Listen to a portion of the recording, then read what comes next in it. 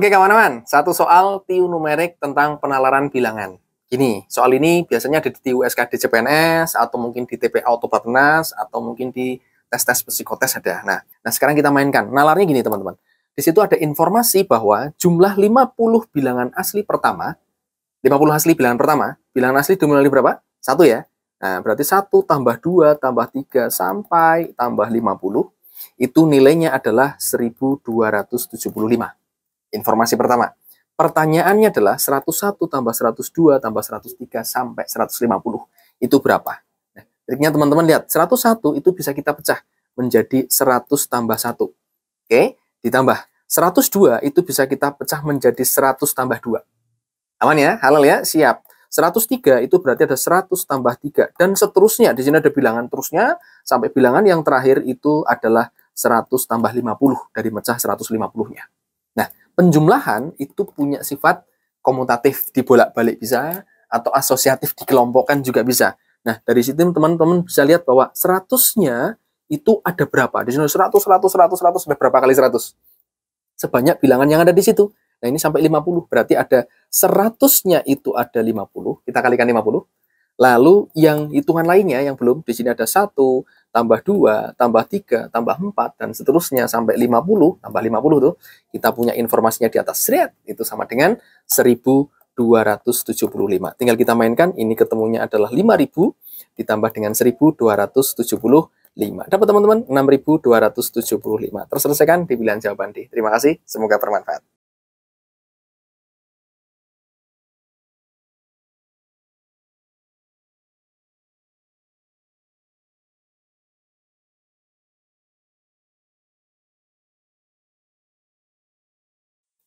Halo Sobat Pejuang CPNS. Ada 2 soal TIU numerik, kalau kita tahu triknya, kita dapat menyelesaikannya dalam waktu 1 menit. Itu seperti apa? Kita mainkan bersama. Yang pertama adalah, teman-teman lihat di situ, ada persentase dari suatu nilai.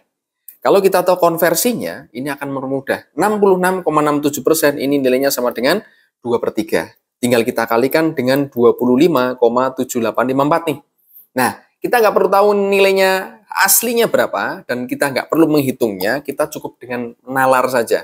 Artinya gini, ada suatu nilai 25-an dibagi dengan 3 nantinya. Jadi kita bagi 3, sama-sama bagi 3 tuh. Teman-teman lihat bahwa 25 itu dekat dengan angka 24. Jadi metodenya adalah metode pendekatan. Kita dekatkan aja, 25 itu dekat dengan 24. Lebih dikit, cuma lebih 1, berapa gitu kan, ini dari 25,7 itu. Artinya hasilnya ini kisaran 8 lebih. Nggak sampai 9. Ketika bilangan itu tidak sampai 9, kita kalikan dengan 2, ya kan? Hanya 8 lebih, kita kalikan 2, maka nilainya adalah kisaran 16 lebih. Nggak sampai 18. Jadi di sini kita akan mendapatkan nilai 16 lebih. Dan nggak sampai 18, hanya ada satu pilihan, 17, udah, seperti itu. Selesai jawabannya di pilihan D. Yang kedua, aman ya? Yang kedua sekarang adalah nilai yang terkecil dari pilihan jawaban yang diberikan. Nah, jangan sampai terkecoh dengan bilangan persentase yang gede atau angkanya yang besar, karena dua-duanya saling berpengaruh. Dan di semua pilihan jawaban ada persennya semua. Jadi halal nih, kita horek-horek semua aja persennya. Hilangin aja semua. Tinggal kita kalikan. 8 kali 8, 64. 3 kali 25, 75. 20 kali 4, 80. 9 kali 10, 90. Ya kan? 1 kali 65, 65. Tinggal cari yang paling kecil mana sesuai dengan pertanyaannya. Dapat kan? Jawabannya adalah di 8% dari 8. Selesai gitu teman-teman. Terima kasih, semoga bermanfaat.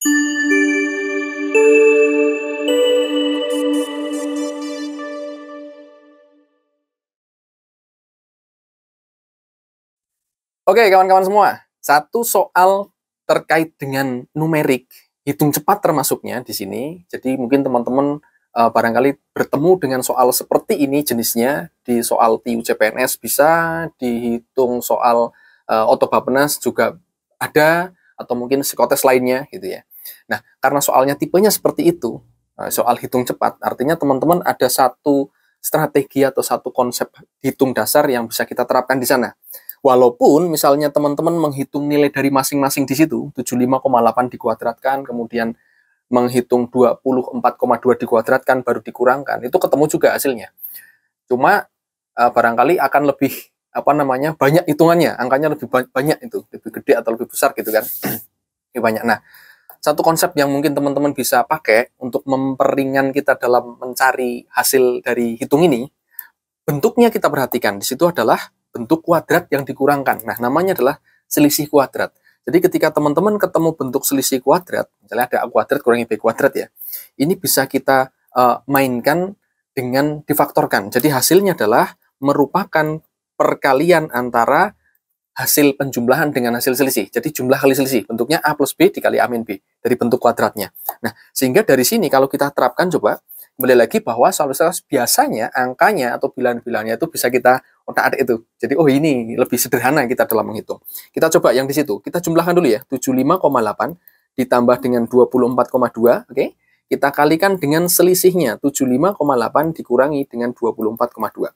Teman-teman perhatikan, di sini jumlahnya adalah berapa? Oke, 8 sama 2 tuh, 0, koma. Nyimpen 1 ya, 1 tambah ini 6, 6 sama 4, 10. Nyimpen 1 lagi, taruh depan lagi, 7 dan 2, itu 9, tambah 9 1, 10. Hasilnya adalah 100. Oke, dari situ kita lihat bahwa 75,8 ditambah dengan 24,2 adalah 100. Nah, kemudian yang belakang nih.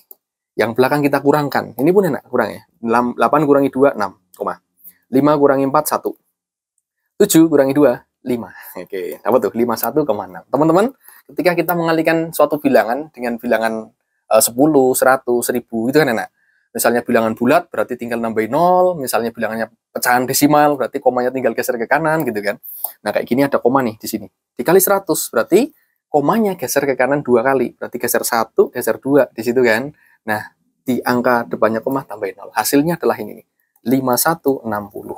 Dapat di pilihan jawaban B, 5160. Nah, itu konsepnya seperti itu, teman-teman. Semoga bermanfaat. Terima kasih. Dan ada satu soal latihan di bawah ini. Coba teman-teman terapkan.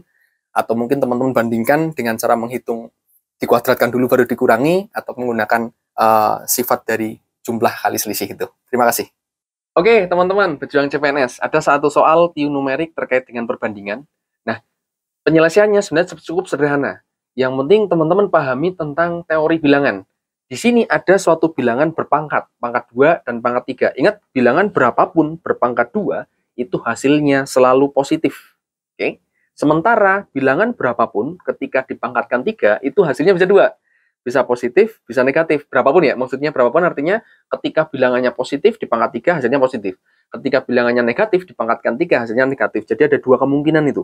Nah, dari sini saja teman-teman sudah bisa mengambil kesimpulan bahwa antara X dan Y-nya itu tidak dapat ditentukan hubungannya. Nah, tapi untuk yakinnya, misalnya teman-teman ambil suatu angka, katakanlah X-nya 4 nih. P-nya 4. Nah, untuk mendapatkan nilai X-nya ya, ketika P-nya 4, maka teman-teman akan mendapatkan P kuadrat itu 16. 16 kurangi 2, ketemunya adalah 14. Nah, kalau kita bawa ke sini, nah untuk Y-nya, maka ini X-nya ya. Nah, sekarang kalau Y-nya, maka teman-teman akan mendapatkan 6 plus 4 pangkat 3, 64. Ini gede tuh bilangannya, besar kan, 70. Nah, dari hubungan ini kita dapat menyimpulkan bahwa X itu lebih kecil daripada Y. Sekarang ambil bilangan yang lain, misalnya P-nya sama dengan negatif 4 tuh. Ketika P-nya negatif 4, maka teman-teman akan mendapatkan X kuadratnya tetap 16. Nanti hasilnya X berarti tetap 14 dikurangi 2. Sementara yang Y-nya itu adalah 6 negatif 4 maka 3. Ketemunya negatif tuh, berarti ada 6 dikurangi negatif 4. Ini ketemunya adalah bilangan negatif tuh, negatif 58 kalau kita nyari nilainya kan gitu. Nah, dari hubungan ini artinya X itu lebih besar daripada Y. Seperti kita bilang tadi, ada 2 hubungan. Ada ketika X-nya lebih besar dari Y, ada X-nya lebih kecil dari Y. Nah, kembali lagi bahwa hubungan antara X dan Y tidak dapat ditentukan. Gitu, teman-teman.